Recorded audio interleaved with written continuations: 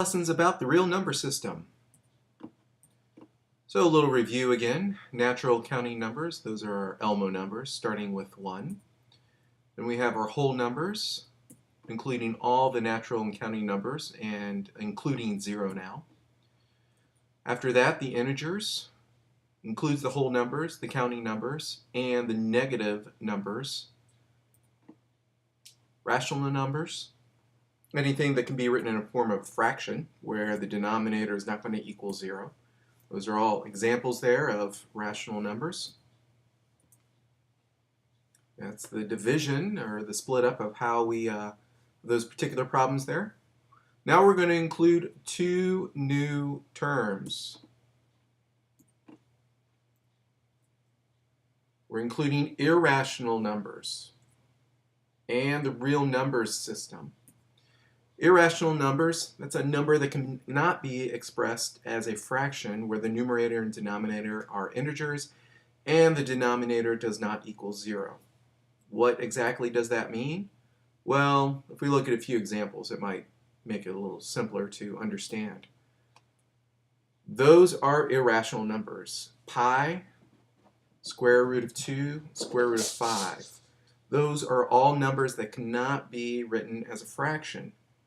With an integer in the numerator. We could always put those numbers over 1 being in the denominator, but we cannot write an integer in the numerator for those.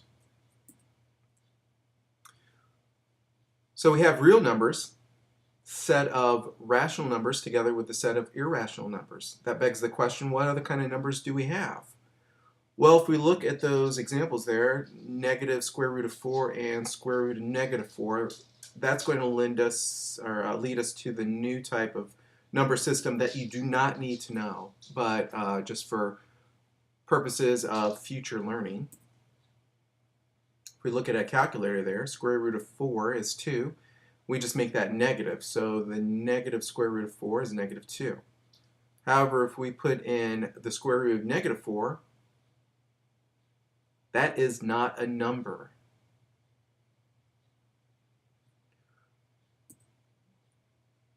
The answer for that is actually 2i, I being an imaginary number. You're not going to be exposed to this till probably Algebra 2, so you don't need to know this for now. The reason why they came up with imaginary numbers is to deal with this issue, the square root of negative 1. So imaginary number is addressing the issue of the square root of negative 1.